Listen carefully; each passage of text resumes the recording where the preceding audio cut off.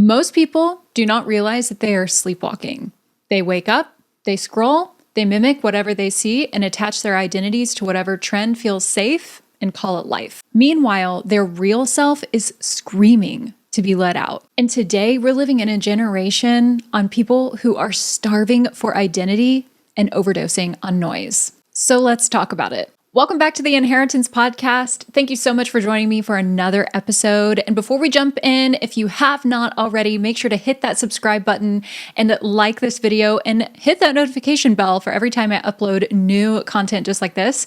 And share it with a friend if you feel like this is going to be encouraging for them, because I promise I made sure to go over my notes with a fine-tooth comb to make sure that this was going to appeal to the masses. And I just feel like it's been kind of stirring in my belly for a little bit. So it's been heavy on my heart for a reason. I feel like it's going to land here with you in whatever it is that you're facing, whatever it is that you're going through. I feel like identity kind of is the crux of a lot of our issues in life, like personal issues that we walk through. And so it's very important for you to lean in and listen. So anyway, thanks for joining and thanks for being a part of the podcast family. Let's dive into today's topic, talking about the hive mind. So if you're anything like me, and that was the first time you've ever heard that term, the hive mind, you probably were a bit caught off guard. It is a buzzword on the internet. Like I said in a previous episode, I am chronically online, so I tend to stay on top of these things now. But the first time I heard it, it was like, what is that? And before we were using the hive mind terminology, I think what was trending at the time was, oh, you're a sheep, which means like you are a follower being shepherded by some other leader who's a leader. You are not really thinking of your own. And I just want to say, the more that I spend time online and the more that I realize a lot of people are spending time online, the more that I realize that the hive mind is real and it is a dilemma, and it's probably worse than ever, and it's probably only going to get worse unless we address some of the things that we're going to talk about in this episode. It has to do a lot with social media, and that is becoming more and more prevalent as we progress in society, as businesses move to this platform. It's not just social media in the sense of like, we are just using this as a way to connect with each other and stay, keeping tabs on our friends and family across the country, across the world. It plays such a vital role now in our culture, and it's where we get our news, because a lot of people don't trust mainstream news networks anymore, so they're going to social media platforms to get their news. There's just so much that social media is now funneling that it is affecting the way that we think and perceive ourselves at a chronic level. Because of social media, we're living in a society that is very performative, more performative than any other time in history. And some recent statistics say that over 50% of young people admit that they feel pressure to present the right version of themselves online. That is because social media has normalized a constant audition for worth, for belonging, for aesthetic, for approval and validation. I mean, every single social media platform is a very curated type environment. I remember when I was growing up in high school, we talked about this because I think a lot of people saw that this was going to become a more pressing issue as we went on in society, and it has. And they talked about comparing your behind the scenes to somebody else's highlight reel. And that's what Instagram was at the time. When I was growing up, it was pretty much just Facebook and Instagram.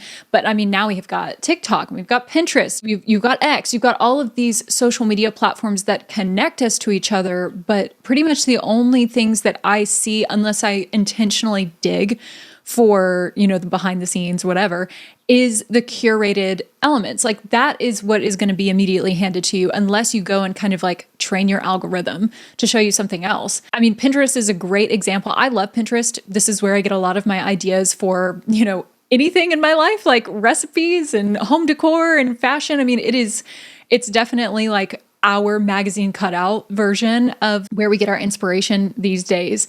And pretty much anything on Pinterest, it's not going to show you the between. It is going to show you the end result. It's going to show you what will end up on magazine covers. It's not going to show you the reality. And so when you are constantly hit with this, because this is how you socialize yourself, it's not surprising to hear that people are feeling pressure to always present the best versions of themselves, even if that is not the case. right now. Like they always need to, showcase the finished part of their home. They always need to showcase that they are doing well emotionally, or they always need to look put together. I was just talking with my husband, making jokes about how I was growing up, and when the weather would get cold, my brother, he just wanted to wear shorts in like 32 degrees. And my husband laughed and he was like, I was the same way. And I said, my mom used to freak out because she was worried about like what other people would think, that she was neglecting her child by not dressing him correctly, even though he didn't want to wear pants and he didn't want to wear a coat. He wanted to wear shorts in freezing cold weather. That's what he wanted to do. And my mom was like, other moms are going to think that I'm neglecting you. It's that sort of thing where we feel like we have to always be in the right frame of mind, or we have to look right or act right or whatever. And I'm not saying like revolt and just act wrong. I'm not saying that at all. What I am saying is that social media has given us this idea of who we should be. And when we're not there, we feel the need to try to rush to get there. And so this has created this reality where most people are not living in the true sense of the word living, like the ugly side of living and the rough patches and all that, unless you dig for it with said person.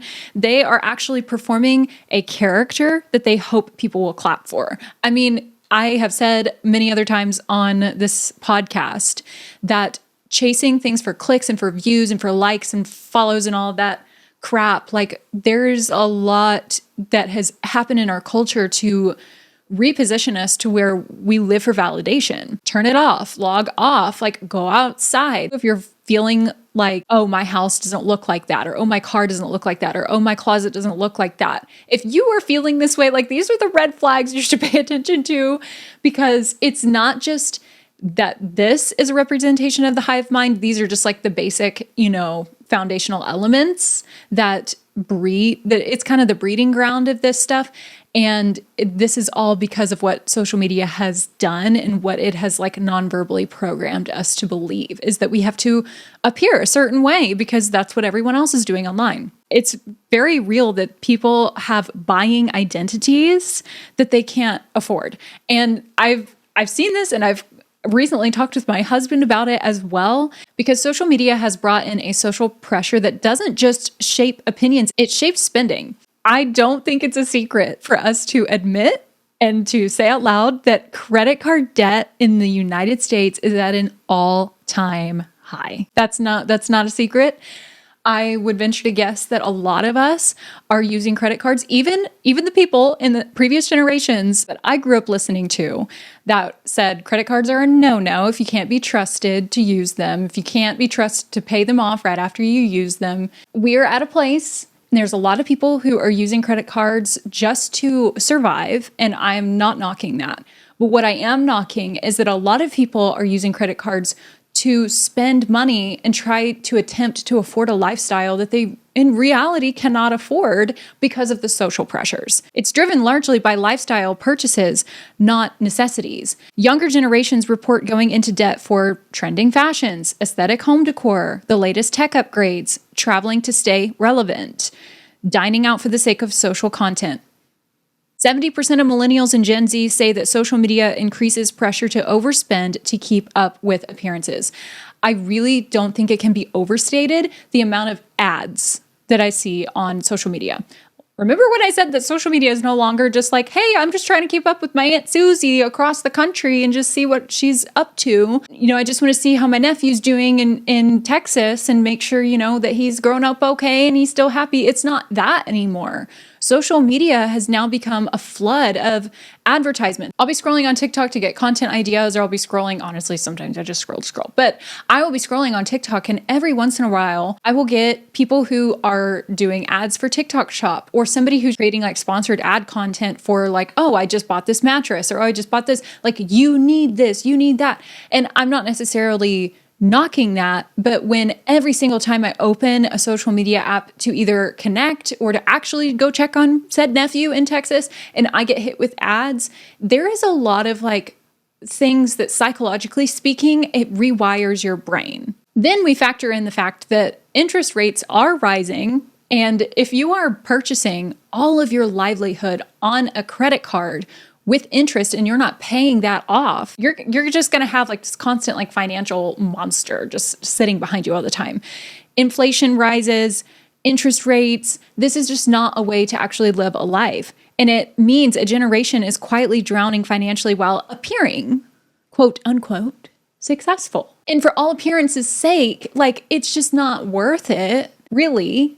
I mean, I get it, but at the same time, like, this is a problem not just for your pocketbook and not just for your closet and your house and all of that. There's definitely something deeper that is the problem. People are financing identities they don't even like on credit cards that they cannot pay off, all to impress people who are not paying attention.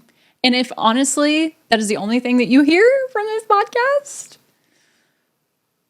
I do it too. We post stuff for the sake of getting likes and getting follows and getting engagement. And I knowingly will post something and hope like, oh yeah, I hope it goes viral. I hope I get like followers and stuff. And it gets like a couple views. That's kind of like, it's kind of embarrassing to admit, but like, this is what we do.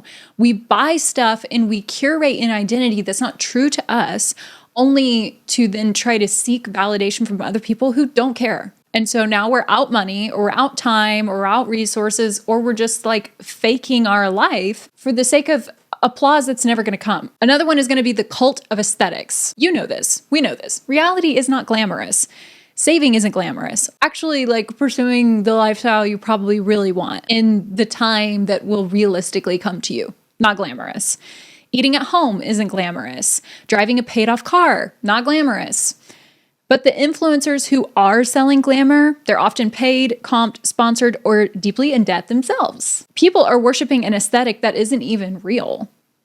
Because the people who are presenting said aesthetic, they're not being authentic. The hive mind glorifies fantasy and punishes the reality that actually builds a stable life. And kind of the whole, like, crux of this conversation is that this is an urgent thing. There's a lot of stuff I've been seeing online. There's a lot of things that have happened in current events, you know, here in the US or worldwide, that I just feel like I said, this has been kind of stirring in my belly, and I just have wanted to talk about it for a while. I just didn't really know how to even put words to it, but it is urgent. Like, it's serious, because it's not just about like where you're spending your money. And it's not just about like what clothes you're putting on your body. And it's not just about how you decorate your house. This is a core issue in each and every one of us that at some point we have to look at it for what it is, and we have to address it. And it's urgent because the psychological pressure to appear wealthy or trendy or successful is directly tied to rising anxiety, depression, burnout, and identity confusion. Ultimately, that is the ultimate problem, is you don't know who the heck you are. People are confusing financial pressure with personal failure, when the truth is that they're just trying to keep up with an algorithm. I remember when I was growing up, my mom would say all the time, my mom is like the financial guru of the family. She helps me file my taxes every year. She's great. She helps me build a budget. Like, she's a great, financial coach. You should definitely go check her out. And she also has an amazing YouTube channel and Instagram where she reviews books in different wigs. And that's a whole other segment that I could tell you all about. But for the sake of time, I'll just link all of her profile information in the description. I remember she would tell me as I was growing up, like, all you have to do in order to figure out what someone believes and what they think about themselves, to learn the most about someone and who they think that they are, all you have to do is look at their bank statements. Look at where they spend their money. And that will tell you everything that you need to know. And she is right. All the money that people spend kind of indicates where they are putting their energy towards. It's kind of a simple exercise for you to kind of evaluate, like, where are my priorities? And, what do those said priorities say about what I believe about myself and the world around me? It's a pretty sobering exercise, and I definitely think everybody should do it. But it's true that when you look at where we are spending our money, what does it tell us about what's going on internally? Because a lot of people like to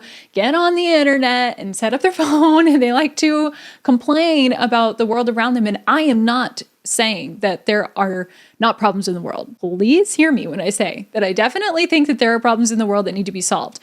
But do I think that by setting up our phones and crying or putting a Facebook status on our Facebook or filming a TikTok video and complaining about said problems is going to fix our personal debt? Is it going to fix the fact that we don't like what we wear, we don't like our bodies, or we don't like, what? No. There are definitely real issues out in the world that need to be solved, but there's a lot of issues that we are having that we are causing because we have a problem in our minds and in our hearts that we're not addressing. And that's what's leading to the depression and the rising anxiety and all the confusion. That is the problem that we are not fixing, because it's much easier to just point the finger and say, well, put in the blank of whoever is at fault for your problems. If you don't wake up, the internet will decide who you are and debt will fund the performance.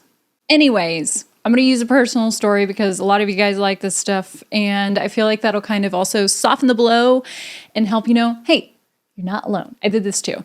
And when I was thinking about recording this podcast, I could not get out of my head some of the things that I experienced as a kid that are now like coming back up now that I'm an adult. I'm on the cusp of, turning 30. I feel like recently I went through a quarter life crisis and it has just been a sobering time since then. And I've really rethought a lot of my stuff. There was a time in my life where I was kind of hiding parts of who I was. And it's interesting because as I get older, I realize the parts of who I was in terms of my identity and what I liked and who I like to listen to and all that stuff. I kind of hid it away because of that collective experience that we all have when we're growing up, and it's bullying in some sort of a way. I got bullied by quite a few people. Surprise, I know. I have some family members to thank for that one, and I have some school friends to thank for it. I do think that it made me a better person though, so all is forgiven. We are fine. But I remember growing up, and I grew up in a small town in Arkansas. And so that kind of shaped, I think, a little bit some of the things that I really enjoyed. I was the only person in my family, my immediate family, that really, really loved horses and Western culture. And when I say Western culture, I mean cowboys and ranchers and rodeo and all that stuff. I loved it. I was so into it. I remember when I finally got old enough to have my own bedroom, I shared, I had multiple siblings. And so at one point I shared my bedroom with my sisters. And when I finally got old enough to have my own bedroom, and it was a really, really big bedroom, my parents actually remodeled our basement to become the new master bedroom. So I got to get upgraded to their old master bedroom. I remember I told my mom, I was I have a vision for this bedroom. I think it was 10, maybe I was 11 or 12. I decided I wanted my bedroom to be chocolate brown and teal, which now I think about it, I'm that's gross. Besides that, I wanted a very specific bedding, and I had been given this old lasso for a birthday present, and I wanted to nail it to my wall in this particular design, a lasso, and then I would hang my cowboy hats and stuff on the wall. At this age, did I have horses? No. Did we live on a ranch? No. I remember I watched Black Beauty, I watched Flicka, I watched all of these beautiful Western cowboy, cowgirl movies growing up as a kid. And I was you know what? I want to be that when I grow up. And I embraced it with all of my identity. I had cowgirl boots in a bunch of different shades. I had multiple cowboy hats, cowgirl hats, not sure the technical term there. My room was very different from my friends because I lived in a suburb in my hometown. I didn't live on property, but I had always dreamed of living on property and owning a horse. And eventually we did move to the country, and I grew up, and I had my first horse out in the country and graduated owning said horse. And I got to live my horse girl moment there during that time, to my family's disappointment. I don't think they enjoyed living in that house, but it was such a dream of mine that my parents made a reality. All that to say, once I left that particular age, I remember in that bedroom, I can see it in my head, how I was just so horse girl, no matter the fact that I had a horse or not. It was just I know this is me. I feel it in my gut. I love this stuff. Heck yes. And I got to a certain age and it wasn't cool anymore. Even though I had a horse when we had moved out to this property, by the time I hit high school, it just wasn't cute. You know, like when you're a little girl, it's like, oh, horse girl, you're a little girl. Like, it's cute. But when you get to a certain age, it's like, okay, now it's just cringe. And luckily, when I was getting bullied in school, cringe was not a word that was being used, because I think that would have just like sliced me open if somebody said that to me at the time when I was like rethinking my entire identity. But nonetheless, I ended up kind of diluting that part of myself, even though I had horses in this small town in Arkansas. I was not like that proud about it. And I remember this specific moment in high school. My mom had bought me these really nice dress boots for either Christmas or my birthday. And I had worn them a handful of times, those handful of times being when we would go to the local rodeo, and then I wouldn't wear them out in public again. I wouldn't wear them to church. I wouldn't wear them to school. And my mom came and she was going to borrow them. My mom had another pair of boots that were really pretty too. And we would kind of switch back and forth. And my mom asked me, she was like, I bought you these boots and I've only seen you wear them like a couple of times. Like, what's going on? And I just kind of dismissed it. It was like, oh, I can't really like make, outfits with it, or I can't do this, I can't do that. And the reality was that I was comparing myself to other girls in school, and no one in my school was really dressing like that. I mean, people were, but it was not cool. My mom, I remember she was kind of disappointed in my answer. I love my mom. She can always tell when I'm lying. That's what mothers are for. And so I ended up, just kind of coming up with that particular answer. And I think she saw right through it, as one does, because it wasn't convincing anyway. I remember I put those boots away in my closet. I would only pull them out when we would go to the rodeo or we would go to some horse event. I would wear my boots, and it was kind of like a conditional part of my personality or my identity that I would bring out only around said condition. It's kind of sad thinking about. I think my mom was sad for me. And then we ended up moving to Texas, which is even more yeehaw, I feel like, or at least that's what we were told, was Texas was more yeehaw than my hometown in Arkansas. And I hardly ever wore them then. And there was also a big rodeo we would go to, and I would pull them out for that. I would pull my hats out for that. We didn't have property, and I didn't have a horse in Texas. So I feel like that part of my personality was kind of shoved under the rug for quite a bit. Then when we ended up moving to California, I just got this itch. I was like, man, I miss having horses. I'd been taking riding lessons, and I switched disciplines and started doing hunter jumper in Houston. That was super fun. It was a little bit more English and poised, but we moved to this small town in Northern California, and there's a lot of people who have properties and they've got horses, and we went to the rodeo in our hometown. And I mean, I don't know what happened. Something in me just kind of woke up and was like, what have I been doing this whole time? I love this fashion. I love this culture.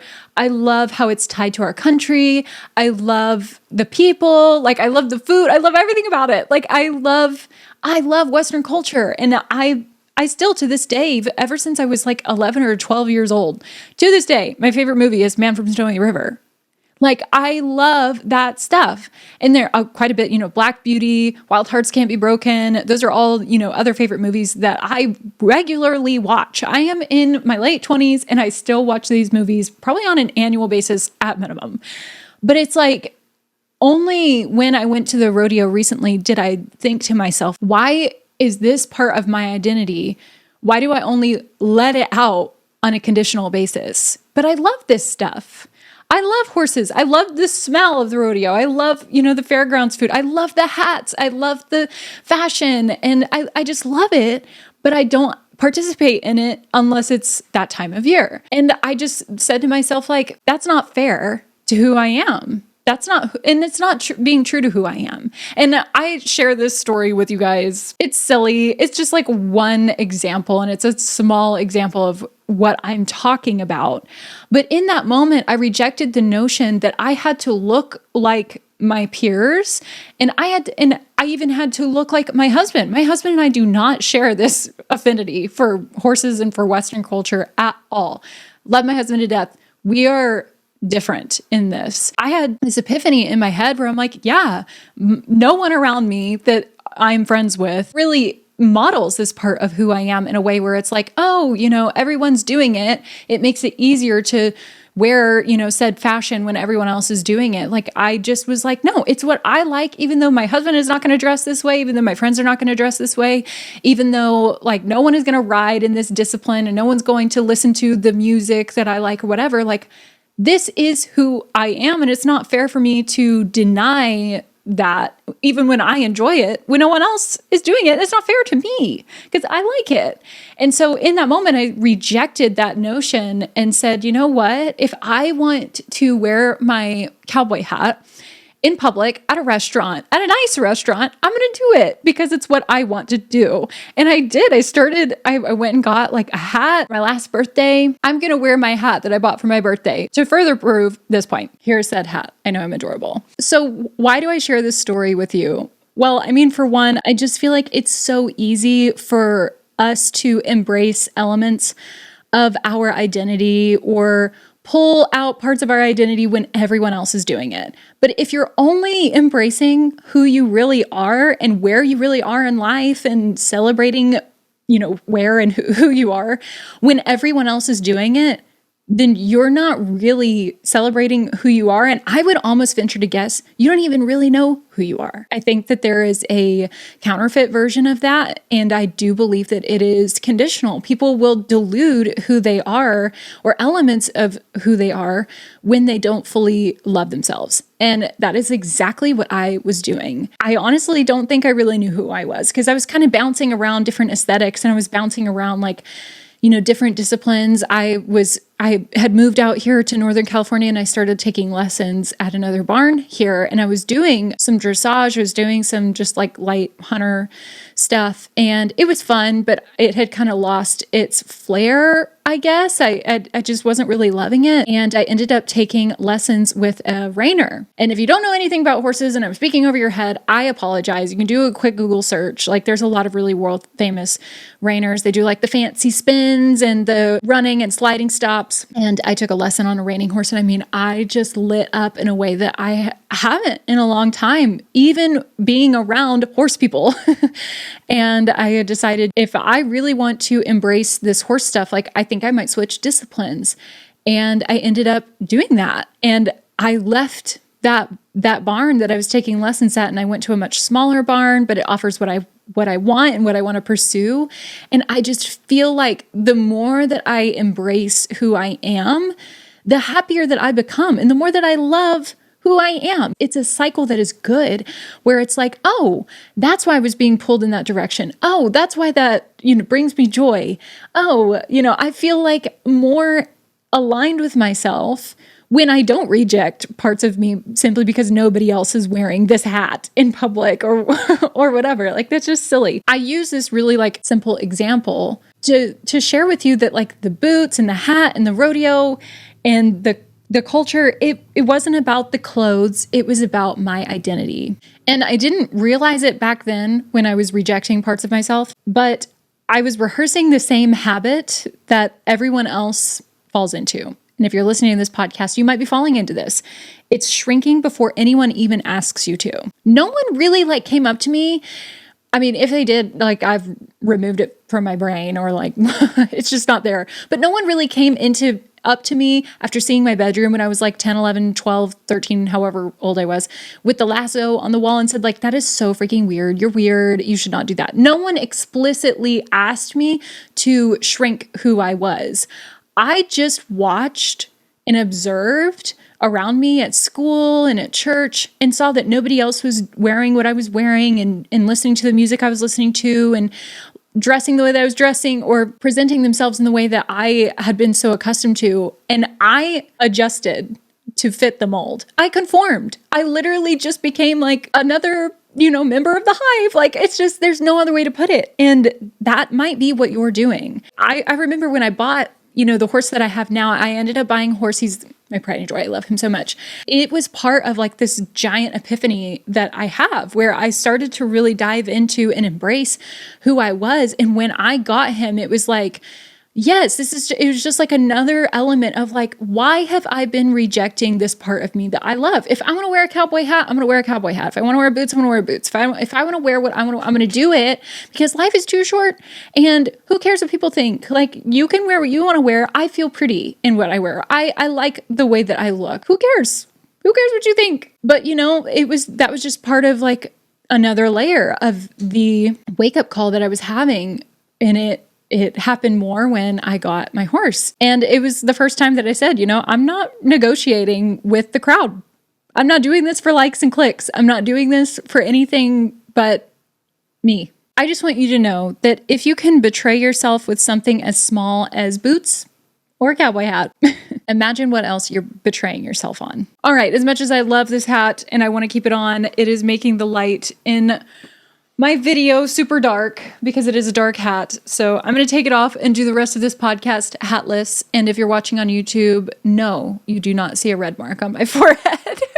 So we're going to move on into why people stay blind to who they are. A lot of it is going to be exactly what I have talked about and I have dealt with and experienced. So don't feel shame if this is you. Here we go. Fear of being laughed at, fear of not fitting the aesthetic, fear of being the odd one out, or fear of disappointing the group, even when the group is not paying your bills or living your life. 61% of people across 15 countries feel pressure to appear well, even when they're falling apart. The internet has created a world where everyone is performing and no one is actually becoming anything. I will say, when I got my horse, and I had told you that I explored reining and I had been doing hunter jumper for so long, and it was like so aesthetic because I was becoming like the Ralph Lauren of the barn. It was like some inside joke. And I still love like English culture and like fox hunting and all that stuff. Like, I have portraits behind me in my studio here, back there, of like horses in fox hunting, and I love like the English cottage feel and all that stuff. And I still will ride my horse English. Like, I do enjoy that. But when I experienced reining, and I just was like, man, this is what really gets me like raw, like I just feel like I'm really like coming alive right now. And there's so much joy with that. I was worried that it was going to lead to me eventually leaving that barn. Not because of anything bad. It was just, I was not able to get like the training that I needed. I was not able to get the lessons that I needed and the development.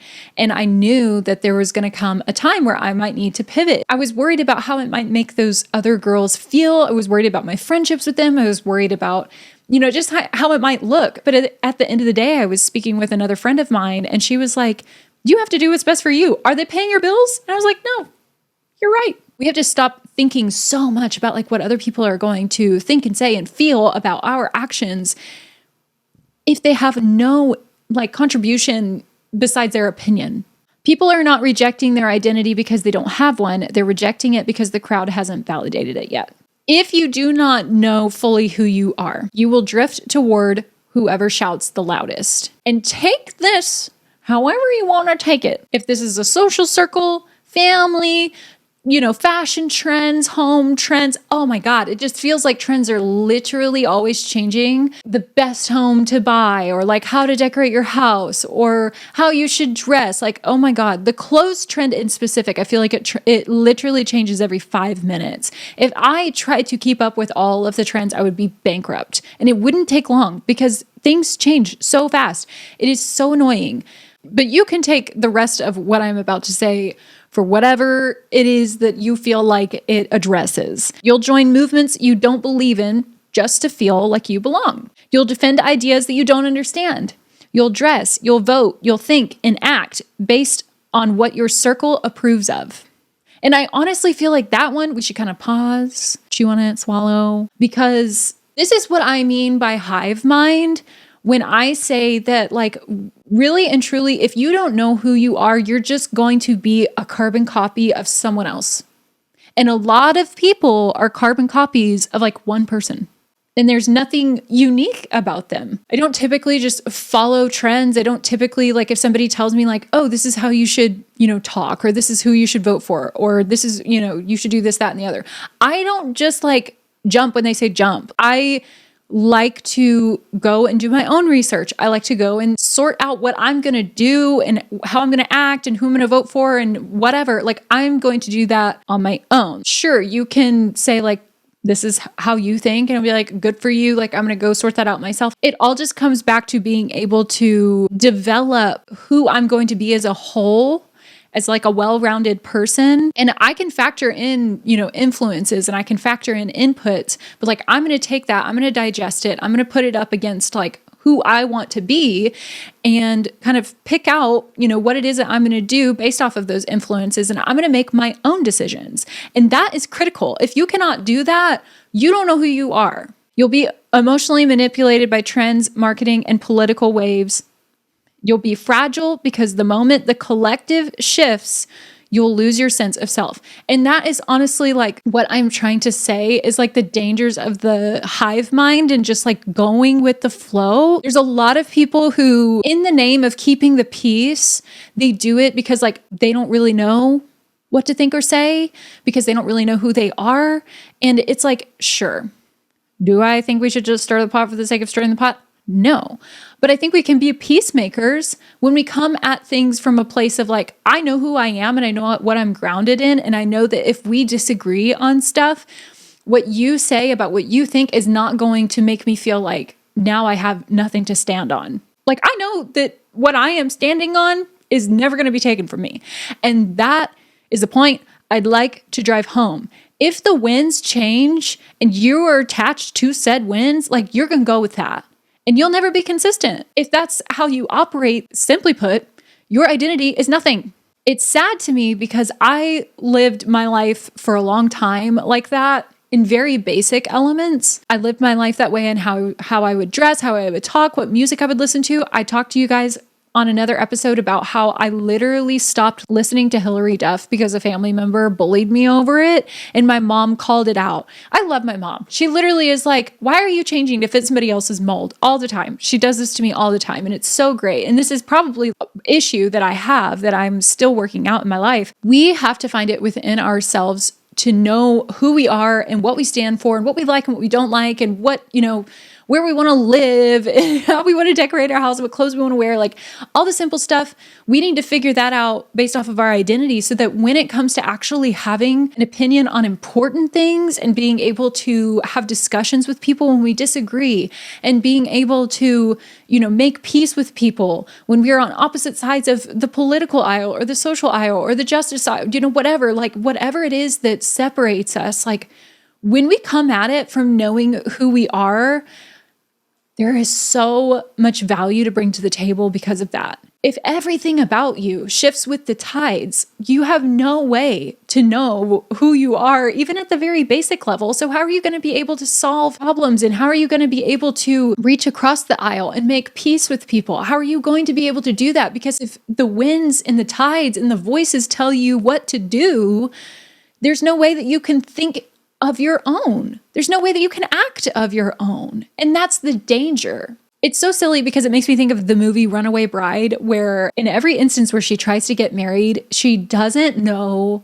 what kind of egg she likes. And it's so dumb. But what it ultimately creates is an entire personality. She makes her entire personality fit the mold of who she's dating, ultimately to the point where she knows she's not being true to herself. And he pops the question and they go to get married. And she's like, I don't want to marry you because this is not who I am. Like, that's such an important thing. How many times does she run away? How many times does it take for her to realize the fact that she doesn't know what kind of egg she likes or what her favorite color is, or like very, very like minimal surface level, like low hanging fruit type stuff. The fact that she doesn't know the answers to those questions leads to a very real problem in her life that is severe. She gets in relationships with people who tell her who she is, or she becomes that person because she's not comfortable in her own skin, and it leads to crisis. Like, this is real. This is some real crap, guys. This is not a joke. This is serious. I literally have people on my TikToks tell me that I have beaver teeth. If I can't take that as a joke, like, how fragile am I going to be if somebody says something that's even more hurtful, or if somebody calls me out on something that's even more severe? I have to be able to have something more foundational to stand on so that I can contribute to things that are of higher value and require more strength in my identity. Like I know it's like silly for me to say like, yeah, I didn't want to wear a cowboy hat and it really like affected me, but like it kind of like is a foundation that builds on itself. If I live answering to the masses, I'm not of my own. And that is a real problem. And so I just want to echo the notion that if your identity depends on the moods of the masses, you do not have one. You don't have an identity. Your identity is nothing. Somewhere in the air. I don't know. Go find it. Here's what I want to say. And we've spent some nice quality time together dancing around this. But what I want to say is your identity, who you are, it's not a trend. It is a foundation. Think of it as laying the foundation of a house. I like to think of my identity as a house. You know, I put up walls certain places and my layout is a certain way. The colors are a certain way. Like I like to think of my personhood and how you would identify me as a house. And so your identity is the foundation. If you cannot name that, and if you cannot stand on that and know that this is who you are, you have nothing to stand on. You have nothing to build your house on. Like your personhood has no foundation. That's the thing is like trends, they feel like when they come in, like, oh, this is the ish. This is it. But then they go. Like they change. Like I felt like when high-waisted jeans came in, this is another like ridiculous tangent, but I feel like when high-waisted jeans came in, I was like, yes, we have finally found the right cut. We have found it. I mean, it was just for me personally, but I just was like, this is it. It looks so good. I loved it.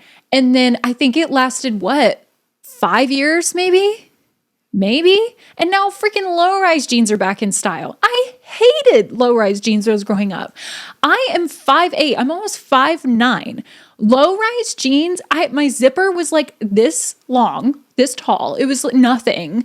And I always felt like at some point if I bent over, my jeans might as well just be off because everything's going to be showing. Like it was ridiculous. Nothing fit me. I never felt like my jeans, like I was actually wearing my jeans. And then when high-waisted jeans came out, it finally felt like I had a pair of pants that fit my body type the way that felt right and the way that was appealing, the way that I liked, all this stuff, all for me to go shopping at the mall recently just to find out like, where the heck have all the high-waisted jeans gone? I texted my mom, I was like, are you joking?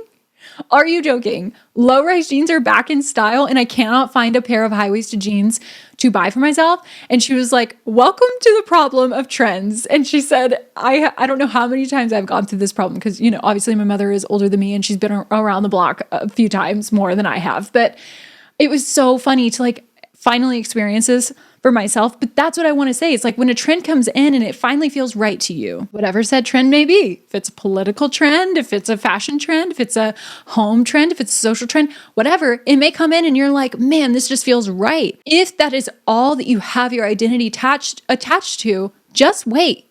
It's going to change. Trends are trends for a reason. They do not come to stay. Like the freaking nacho fries from Taco Bell. Like anything that's good, we just take it right off the menu. Anyway, trends change, algorithms change, culture changes. Fashion cycles every 20 years. That is a statistic I disagree with, but the fashion cycle has been changing more rapidly over the years. But I digress. Politics change every 4 years. Social opinions change faster than the weather patterns. Like everything it's just not the type of stuff that people attach their identity to. It doesn't stay. But if you allow every shift to redefine you, you'll never be stable. You'll need convictions deeper than aesthetics and hashtags. You need a sense of self that's not up for public vote. Otherwise, who are you? How do you define yourself? How do you know that you're on the right side of whatever? How do I know that high-waisted jeans are the move? And these malls, these brands be crazy. How do I know that? I know that that's for me. I know that that's the case for me. How do I know that wearing Western stuff and a cowboy hat feels right for me? How do I know that? Because it's not about the freaking trend. It's not about the cowboy hat. It's not about the high-waisted jeans. It's not about where I live and where I choose. It's about me. It's about something deeper than Pinterest and what's trending. It's about something deep in me. And I can stand on that when someone comes to call into question something that's even deeper. like my core beliefs, everything else that we've talked about on this podcast. This is the low-hanging fruit that you can work on to get to that. But if you don't work on this and you just do what everyone else says is cool, and you just act the way everyone else says you should act, you're never going to address the stuff that when someone, and believe me, it'll happen, you'll never be able to stand up to the person that actually will come up and call into question the deeper things. Because it will happen. Everybody has that time in their life where they have to answer to why have you been doing this? And why do you think that way? And what are you going to say when that question comes? When the world is shaking, the only thing that keeps you standing is knowing who you are. In the world right now, I'm not going to lie, it feels like it's shaking. It feels like there's a shakeup. It feels like things are constantly changing. It feels like, there's chaos everywhere you look online. It does feel like the world is shaking. But I have peace because who I am and my value, my worth comes from something deeper. Okay, so let's quickly talk about why people are melting down. Gen Z and millennials feel chronically behind because everyone is performing fake success. We've already kind of talked about that a little bit. So if that's you, if you're a millennial or you're a Gen Z, or maybe you're an older generation and you're like, why does it feel like everybody is buying a brand new Tesla? Why does it feel like everybody's buying a brand new house? Trust me, I feel you. Depression, anxiety, numbness, burnout, much of it is rooted in identity confusion. People don't know what they want because they only know what's trending. So if that's you and you're feeling like, okay, I see myself in this, I don't know what to do, I'm going to tell you, here's how you break out of the hive mind. I'm going to give you practical things, and I'm sorry if they feel a little harsh, but you need to hear this. You need to do it. You need to do something small that feels like you. I say this to my friends a lot because I've talked a lot about like my quarter life crisis or my identity crisis that I had. And a lot of people have asked me about, how'd you meet your husband? Life is not a one size fits all, and there's not like a 5-step plan to success, whatever. Like all of that aside, like I have said, hey, if you're feeling a little lost, you can always have a win when you go back to your identity and you figure out who that person is. And it always starts with something small. Like if you like being outside, go for a hike. Have you gone for a hike? People are like, I like the idea of being outside, but I've never gone for a hike. I'm like, there's something small that you could do. I needed to wear my boots. I needed to wear my cowboy hat. I needed to feel that. And it was kind of confrontational because I wore it out in public. And at first when I did, I remember I went to like an Italian restaurant. This was kind of by accident, but I did it anyway. I went to an Italian restaurant. I had come from the barn and everyone else was dressed up. And I was in my boots and my jean jacket and my cowboy hat. And I walked in and some people stared. And then they got over it. And I was like, that wasn't so bad. And now I just do whatever I want. So you need to do something small that feels like you. Play the song that you like, that everyone makes fun of you for. Listen to that artist. Wear the boots. Go to that restaurant. If people stare, good. You're becoming visible, the real you. Get quiet enough to hear your own thoughts, not TikToks. Ugh. If I could put this on a billboard, oh my God, I would.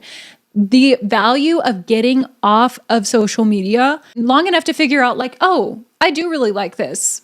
Not because anyone else is wearing it. Ask yourself, if no one else saw this, would I still choose it? 100%. I wear what I wear because I want to wear it. My husband always asks me, who are you getting dressed up for? And I look at him like, bitch, me. What are you talking about?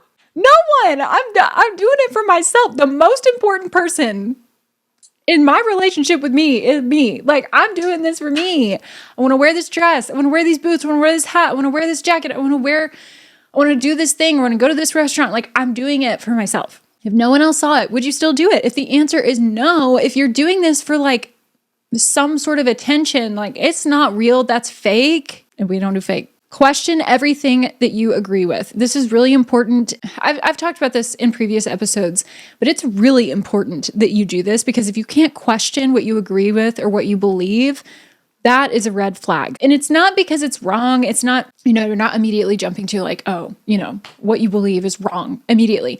It's not that. It's because you need to know that it's yours. I've talked a little bit about my experience with church and my Christianity and all of that, and being able to like put everything on the table and question it, not because I'm jumping to the conclusion that like that's wrong. It's more so like, I need to get this out of me so that I can know that this really is mine. And being able to question something, for a lot of people, it's a very threatening concept. Like, oh, if you're questioning something, like, are you sure that you want to do that? Because then that means that you don't believe that anymore. You don't.